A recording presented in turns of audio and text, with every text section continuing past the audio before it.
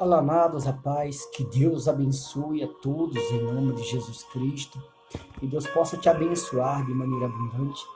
Que as bênçãos do nosso Deus seja derramado sem medida sobre a tua vida e sobre a tua casa em nome de Jesus.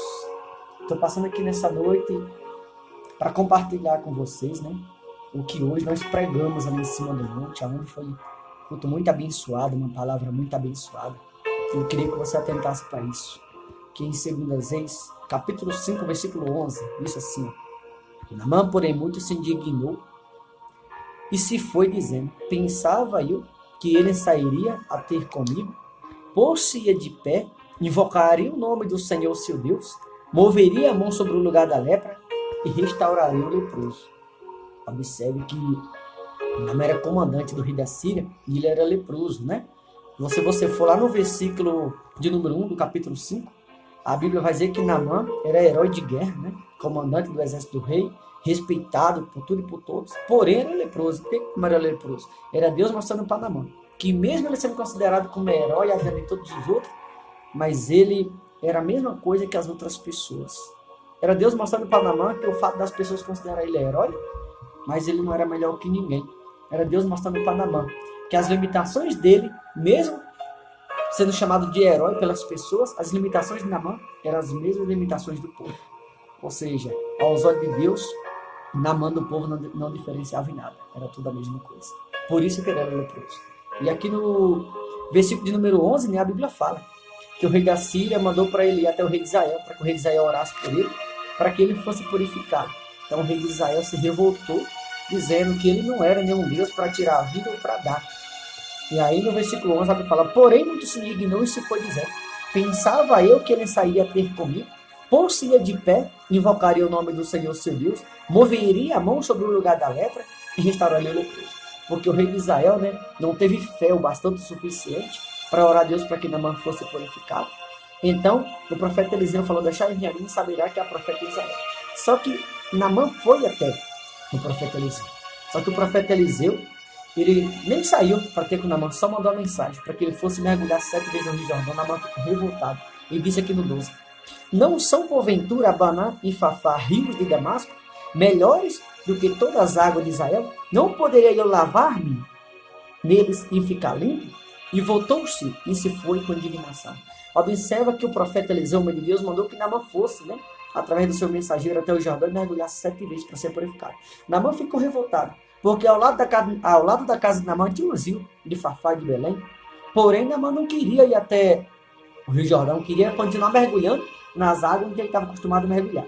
Só que as águas que Naamã estava acostumado a mergulhar eram água suja, água imunda, a qual não ia purificar Naamã. Ao contrário, ele ia continuar cada vez mais sujo, pior do que o que ele já era. Cada vez mais leproso, pior do que o que ele já era. Essa é a grande realidade. Então, quando foi mandado para ele, não gostou. Naamã ficou indignado, ficou revoltado, porque ele queria continuar leproso. Você observa que a Bíblia citou a palavra rios. O rio está se referindo às igrejas. Davi falou sobre isso. O salmista Davi falou: um rio onde as correntes se alegram, o santuário da morada do Altíssimo. Então, a Bíblia está falando de rio, está falando de igreja. Você observa que Naamã ele não queria ir, né? E o fato de Naamã não querer, ele acabou indo mesmo sem querer. Então, quando a Bíblia falou de rio, a Bíblia está falando de igreja. O fato da Bíblia estar falando de igreja, a Bíblia está dizendo o seguinte: que se Naamã continuasse mergulhando naquelas águas imundas, ele ia continuar imundo, ele ia continuar leproso. Quantas são as pessoas que estão mergulhando em determinados rios e estão leproso? Tem pessoas que estão mergulhando em determinados rios há anos e, na verdade, não se libertam. Tem pessoas que estão mergulhando em determinados rios há anos e, na verdade, esse tipo de pessoa, a grande realidade, não consegue dar o perdão, não consegue liberar o perdão, não aceita o perdão. Tem pessoas que estão mergulhando em determinados rios há anos e continuam doente. Mergulhando em muitos rios que existem há anos e continua leproso, com ódio no coração, com mágoa no coração, com raiva no coração. Porque a água suja. E a água suja ela não lava. Você está vendo aqui a patinha aqui, da minha filhota? Estou aqui gravando o vídeo, ela está aqui me puxando aqui. Então você observa que a grande realidade é que Naamã ele queria continuar mergulhando nas águas sujas. E a água suja não lava ninguém, a água suja só deixa mais suja ainda. Só que Deus tem um rio de água limpa para Naamã mergulhar e ser purificado. Deus ele tem um rio de água limpa para você mergulhar. Então, se você quer alcançar grandes bens, pare de mergulhar na água suja. Pare de mergulhar na água suja, porque como eu falei hoje, no monte, quem gosta de água suja é porco. Ovelha gosta de água limpa. Essa é a grande verdade. Deus ele tem um rio de água limpa para você mergulhar. Porco gosta de lamaçal. Ovelha gosta de manancial. E Deus ele tem um manancial para que você possa mergulhar. Essa é a grande verdade. Só que Naamã não. Naamã queria continuar mergulhando no rio que ele estava acostumado. Naamã queria continuar no lamaçal. Mas se ele continuasse ali, ele ia continuar leproso. Esse é o fato de muitas pessoas estar mergulhando em muitos rios e continuam com ódio, com raiva, com a vida destruída, casamento destruído. Tem muitas pessoas que estão mergulhando em uma série de rios que existem e a vida dessas pessoas está destruída no fundo do poço. A família destruída, o trabalho destruído, porta fechada, endividado.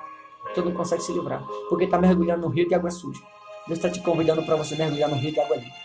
Tem pessoas que estão tomando água suja, numa fonte suja, sabendo que Deus ele tem uma fonte de água cristalina para saciar a sua sede. Tem pessoas que estão anos dentro de alguns rios, mas a vida nunca mudou. Será que você não está mergulhando em algum rio desse? Seria bom que você colocasse a mão na consciência, porque quem gosta de água suja é pouco. E Naamã queria continuar leproso, ele queria continuar sujo. Mas foi onde o homem de Deus falou que se ele quisesse ser limpo, ele tinha que ir aonde estava sendo mandado. E às vezes você está em um rio há anos, e a sua vida não mudou. É porque você está mergulhando na água suja, está bebendo na água suja. Água suja não lava, água suja não limpa. Água suja não sacia, água suja contamina. Deus ele quer te limpar. Deus está te convidando para você mergulhar no rio de água limpa. Se é que você entende a linguagem que eu estou pregando. Deus ele quer saciar a tua sede.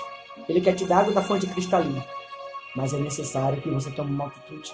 E pare de mergulhar nas águas sujas. E pare de tomar água suja. Porque água suja não lava, suja mais ainda.